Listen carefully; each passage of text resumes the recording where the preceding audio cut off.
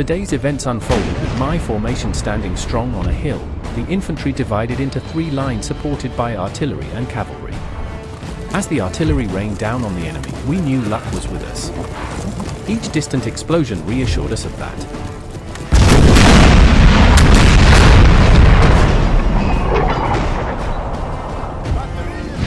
The first contact was received just left of center formation by some Spanish irregulars. Having reached their goal, they were quickly gunned down and driven off by our first round of 9 infantry. Supported by a few well-placed artillery rounds. The Spanish irregulars broke and routed.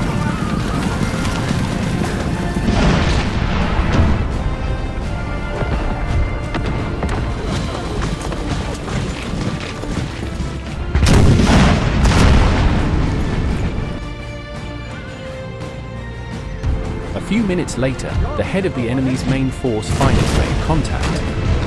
Our line responded in.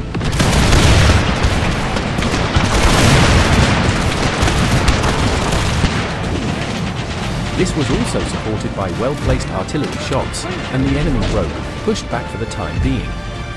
I noticed some woods on the right flank and sent out the cavalry to scout it.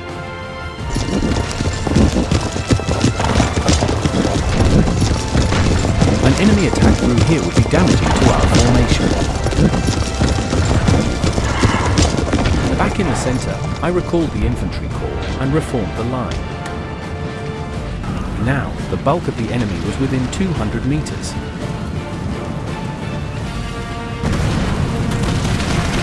The enemy committed to a fearless charge on the left flank, quickly followed by the rest of the Spanish army. The battlefield lit up with smoke. They had committed the bulk of their infantry to a head-on charge against our defensive units. I saw 10 men blown and heard thunder in the distance. One infantry corps was nearly routed due to the accurate artillery fire, but their morale was quickly restored, seeing their comrades, the elite dragoons, on their left and right.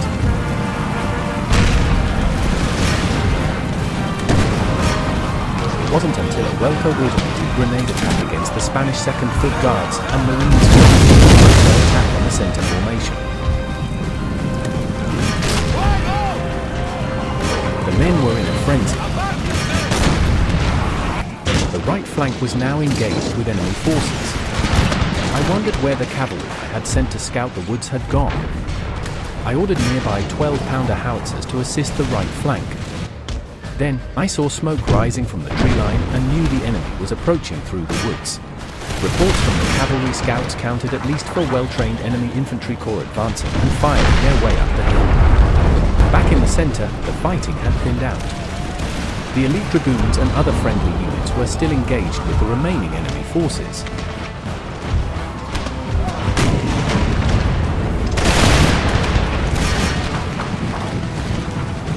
I ordered those not in combat to form up.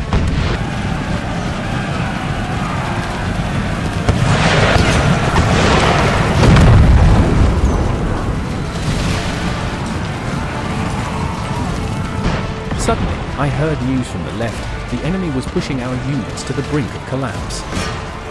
Clouds of smoke broke through the trees on the right. It was the enemy. My units repelled the initial attack while I hesitated on my next move.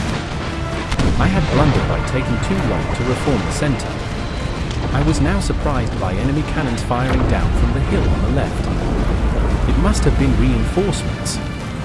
Spanish infantry units were now emerging from both flanks in a weak but coordinated attack. The 3rd Royal Guards Infantry Corps responded on the left flank. 2 quick volleys.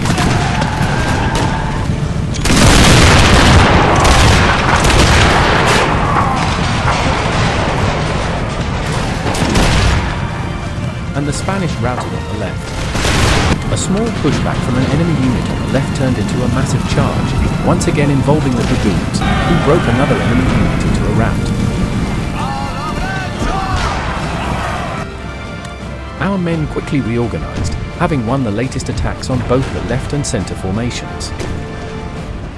Back on the right, the enemy had broken through the woods and were engaging resting troops.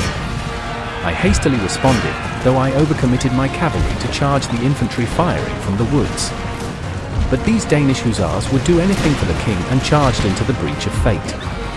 Spotting 3 other Spanish units, I ordered nearby infantry to assist and form up. The firefight in the woods was fierce, testing the mettle of every man.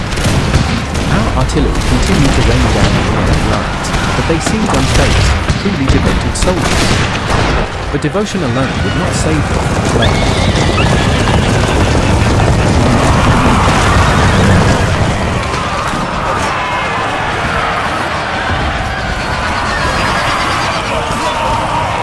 In the confusion, our artillery had not ceased firing into the woods. The charging hussars were cut down and routed, tragically, by our own men.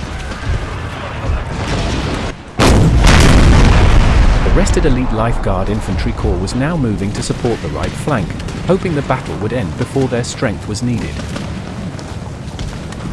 The dragoons reached the outskirts of the tree line and prepared a grenade assault. In the woods, the Danish 9th Zealand Infantry Regiment was moving to neutralize the remaining Spanish units on the far right flank. As the final brutal moments of battle unfolded, I found myself truly wishing for peace.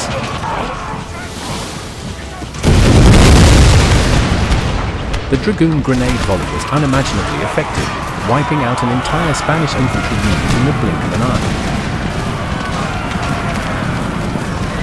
The dragoons and the returned hussars ran down stragglers. The final message from the right flank was clear: the enemy is in full retreat. Victory!